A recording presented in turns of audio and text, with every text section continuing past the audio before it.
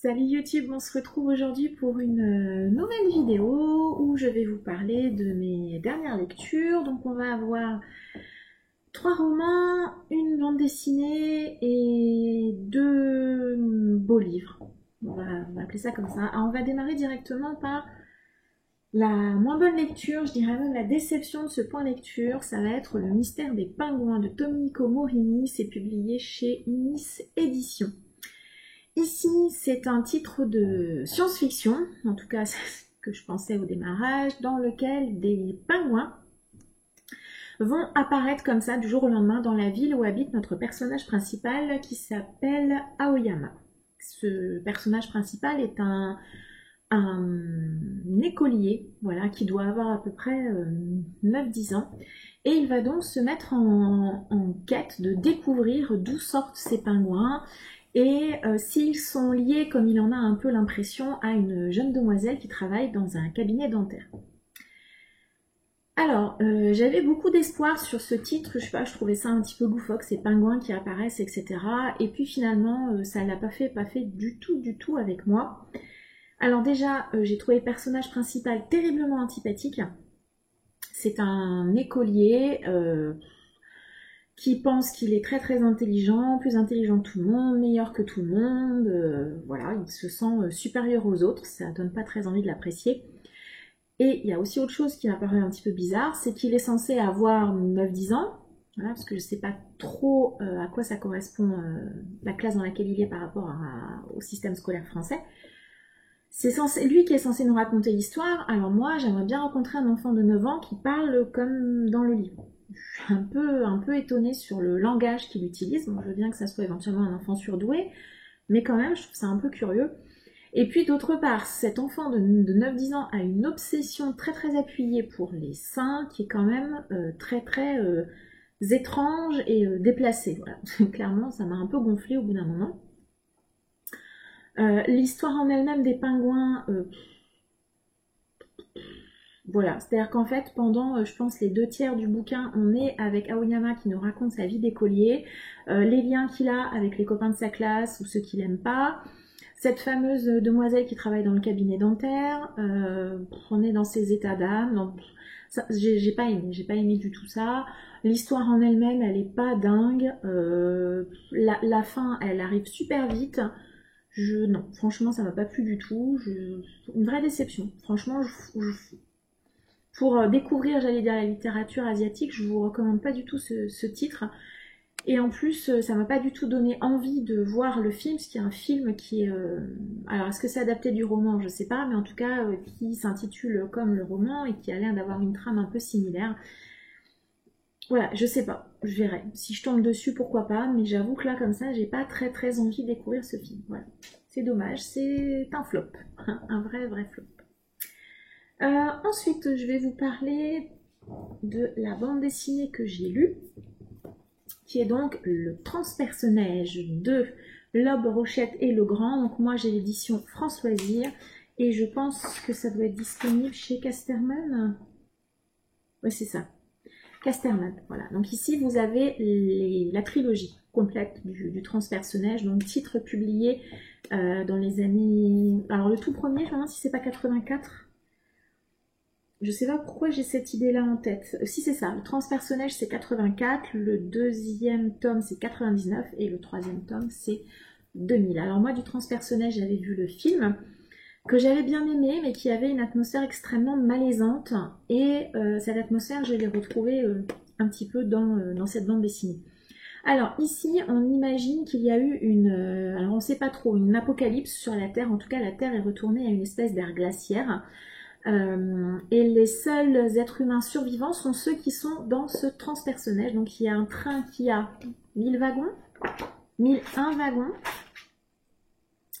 1001 wagons, c'est ça. C'est donc un train qui a 1001 wagons et qui fait le tour de la Terre, voilà, comme ça, sur les rails disponibles. Et à l'intérieur de ce train, s'est recréée une société avec ses pauvres, avec l'agriculture, avec ses riches, avec ses nobles. Et voilà, c'est ce que le Transpersonnage nous raconte, voilà, cette vie dans ce train qui s'est recréé. Les 3 tomes ont des 3 histoires plus ou moins indépendantes, mais liées les unes aux autres. J'ai beaucoup aimé la lecture. Franchement, j'avais un peu peur au début avec les dessins qui sont pas du tout ma came de base. Voilà, les dessins tout en noir et blanc. Et puis finalement, je trouve que ce noir et blanc colle déjà très bien à l'ambiance générale de froid. Voilà. Et puis aussi à l'ambiance générale des hommes qui sont égaux à eux-mêmes, c'est-à-dire égoïstes, pas tous bien évidemment, mais malfaisants, malaisants aussi. On a une grosse présence du sexe, mais pas de quelque chose de sain. On a vraiment quelque chose de malsain. Le rôle des femmes est malheureusement pas non plus très glorieux, clairement. La fin de cette trilogie n'est pas très joyeuse non plus. De manière générale, le transpersonnage n'est pas une histoire qui est très optimiste sur l'humanité en général. Donc voilà, moi si vous avez l'occasion de tomber dessus, je vous la recommande si vous aimez la science-fiction, sachant que ça reste un classique, à mon sens, de la bande dessinée de science-fiction. C'était vraiment une très bonne lecture, je le relirai, je pense, parce que je suis pas sûre d'avoir saisi tout. Sur ces 3 tomes, je trouve qu'il n'y a pas de longueur non plus, vraiment, je trouve que ça... Ouais, je trouve on s'embête pas, voilà, il se passe vraiment des choses, il y a des histoires à chaque fois, et vraiment on s'embête pas, et vraiment je passais un très bon moment.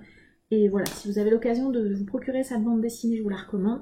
De la voir également, pourquoi pas, en bibliothèque, n'hésitez pas, c'était vraiment une très bonne lecture pour ma part. Voilà. Ensuite, je vais vous parler de ce que j'appelais les beaux livres, je ne sais pas trop comment dire. Donc j'ai lu Les Montagnes Hallucinées, donc c'est publié chez Brajlon, pardon. C'est donc un texte de Lovecraft et des illustrations de François Baranger, donc ça c'est le tome 1. Et bien évidemment, j'ai également lu le tome 2. Les illustrations sont...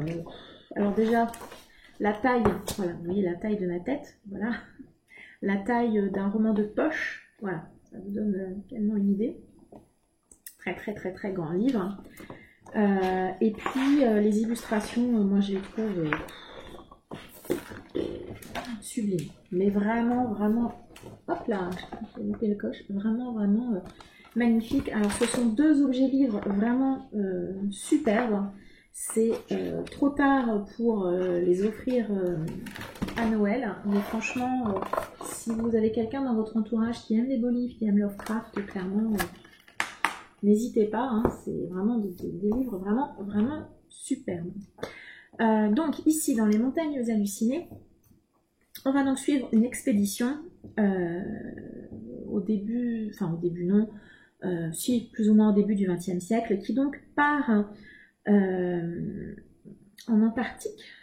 C'est ça, partent en Antarctique pour faire une expédition scientifique. Et ils vont tomber sur quelque chose qu'ils ne pensaient jamais découvrir.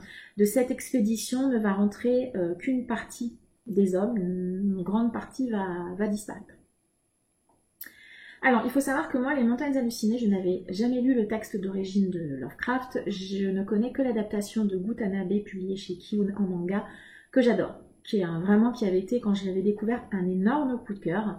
Donc j'étais ravie de découvrir ce texte, le texte d'origine de Lovecraft, avec ces versions illustrées de François Baranger. J'ai lu Cthulhu l'année dernière dans la même édition, que j'avais beaucoup aimé. Malheureusement, je dois bien avouer que j'ai été un peu déçue. Si l'objet livre en lui-même, il est sublime, hein, ça c'est... Moi je trouve qu'il n'y a rien à dire à ça. Je dois bien avouer que le texte de Lovecraft ne m'a pas emballé du tout sur ce texte-là. Alors, je saurais pas, peut-être, j'ai préféré le tome 1 au tome 2, je pense. Je trouve que le tome 2, il est vraiment très descriptif. Au final, il se passe pas énormément de choses. On a de la description. Et moi, au bout d'un moment, j'en avais marre de la description, clairement. J'aurais aimé qu'il se passe des choses. Et finalement, ce qui se passe, ça arrive vraiment tout à la fin. Alors certes, les livres sont pas très gros. Les ouvrages sont pas très gros. Mais voilà, j'ai pas été emballée du tout par ma lecture et c'est bien dommage. Ouais, je suis la première déçue, je suis toujours fan de ces beaux ouvrages. Mais j'avoue que le texte ne m'a pas autant plu que celui de Cthulhu ou même de Dagon que j'ai lu aussi. Bref, j'ai trouvé ça trop descriptif à mon goût. Voilà, j'aurais aimé qu'il se passe plus de choses.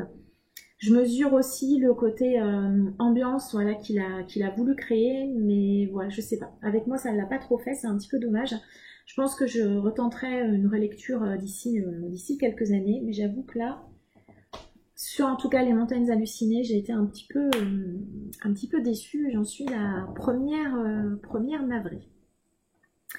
Ensuite, on va passer à toute autre chose, mais vraiment, vraiment toute autre chose. On va partir plutôt dans des lectures de Noël avec Vous faites quoi pour Noël de Karen Pond, publié ici chez Pocket. Alors là, c'est le grand écart quand même entre les montagnes hallucinées et Vous faites quoi pour Noël. On est d'accord. Ici, on va rencontrer Pauline, une charmante demoiselle qui donc par une soirée de beuverie va finir par faire quelque chose qu'elle va regretter, c'est-à-dire qu'elle va avoir une relation avec quelqu'un de son travail dans le parking de son immeuble. Jusqu'ici, voilà.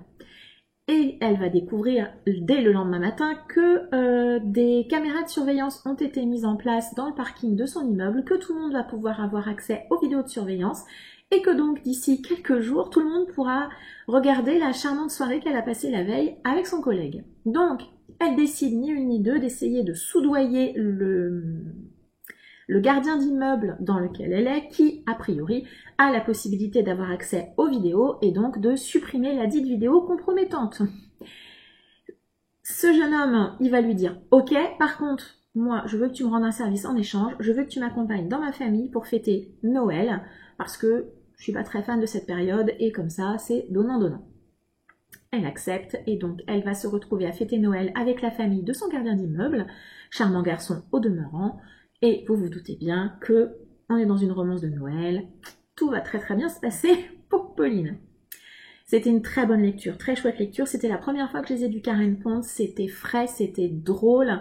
J'ai retrouvé l'humour qu'elle a sur Instagram dans ses stories. J'ai passé un très bon moment. Je vous le recommande, il y a tout ce qu'on attend d'une romance de Noël. La romance qui prend son temps. Il n'y a pas de scène de sexe. Ça c'était, en tout cas moi j'étais ravie de ça. On a une famille chaleureuse, on a tous les clichés de Noël, le sapin, la course de luge, les guirlandes au popcorn, la famille, les petits secrets, les difficultés, les liens familiaux. Il y a juste 2-3 trucs, je trouve que c'est un petit peu rapide, mais voilà, le livre il est vraiment vraiment pas gros, hein, donc ça va avec. Ça se lit tout seul. Si vous ne l'avez pas lu, si vous savez pas quoi lire l'année prochaine pour votre pal de décembre, franchement celui-ci il vaut le coup. Il est vraiment vraiment très très très sympa et j'ai passé un excellent moment avec ce titre. Et j'ai gardé le meilleur. Je ne sais pas si c'est le meilleur, en tout cas le titre qui a été vraiment une excellente lecture, un petit coup de cœur. C'est Mission Higueux de Caroline Franck chez Pocket. Comme beaucoup, j'étais passée à côté de ce titre lors de sa sortie au grand format et clairement parce que la couverture ne me vendait pas du rêve du tout. Et quand Margot a reparlé de ce titre en Pocket, j'ai fait comme beaucoup, je me suis penchée sur ce titre et je l'ai vu dans mon futur. Hein. Et je l'ai pris. Il est tout petit, mais alors, il est d'une puissance ce texte. Franchement, j'ai tout aimé dans ce titre. Pour vous raconter l'histoire, on va suivre Chloé, une jeune demoiselle qui est reporter de guerre. Elle adore son travail, elle vit pour son travail. Son travail, c'est toute sa passion, toute sa vie, pardon, et toute sa passion également d'ailleurs, jusqu'au jour où, lors d'un retour d'un reportage qu'elle a fait, elle est en train de faire la rédaction de son article dans son journal, et puis il y a une coupure de courant, son article est perdu, elle pète un câble après l'informaticien qui lui n'y est pour rien, et son patron décide de l'envoyer dans une ville qui s'appelle Guy-les-Léger, un petit village côtier au nord du Danemark qui a été déclaré comme ville où les habitants sont les plus heureux du monde. C'est un peu à l'antithèse, à l'opposé complet de ressenti de Chloé, et eh bien Chloé, elle n'a pas le choix parce que sinon son boss menace de la virer. Donc elle part à Guy-les-Léger, ce petit village danois, pour eh bien découvrir pourquoi ces gens sont les plus heureux du monde. Ce titre, il est tout court. Il est d'un cocooning, il est d'une douceur, il est d'une chaleur humaine incroyable. En tout cas, moi, je me suis laissée complètement emporter par ce texte. C'est bien écrit, c'est addictif, c'est simple. Il n'y a pas besoin, il n'y a pas de fioritures, il n'y a pas des grandes phrases, il y a des choses d'une simplicité et qui m'ont fait tellement de bien au moment où je l'ai lu. C'est doux, c'est chaleureux, c'est cocooning. Il y a tout ce dont vous pouvez avoir besoin quand vous êtes un peu pas bien. Lisez Mission Hygge, vous aurez tout ce dont vous aurez besoin. C'est un titre chaleureux, un titre plein d'amour, plein de bienveillance. Et c'est un titre qui m'a fait tellement du bien au moment où je l'ai lu. C'est voilà, clairement c'est un coup de cœur, vraiment lisez-le. Voilà, si vous êtes passé à côté, Margot en a parlé, Pauline de la chaîne Bookin en a parlé aussi, et franchement ce titre le mérite amplement. Il n'est pas assez connu à mon goût, les chapitres sont très courts, il est vraiment formidable. Voilà, formidable. Même les en-têtes de chapitres sont des presque des leçons de vie, franchement. Voilà, clairement, je le relirai. Il y a vraiment plein de choses que j'ai trouvées formidables dans ce texte. Et voilà, franchement, je vous le recommande. Si vous ne l'avez pas dans votre bibliothèque, achetez-le. Vraiment, vraiment, il vous fera du bien. Dans un moment de votre vie, peut-être vous serez moins bien. Et sur le lâcher-prise, sur prendre les choses comme elles viennent finalement, et sans forcément essayer de se battre contre. Hein. Et ouais, c'était absolument formidable, vraiment, vraiment, je vous le recommande 10 000 fois, je vous l'ai déjà dit, mais n'hésitez pas si vous tombez dessus à le prendre. En tout cas, moi, je pense qu'il va me rester très très longtemps en tête, et je pense que je le relirai à l'occasion parce qu'il est vraiment tout petit. Voilà, n'hésitez pas.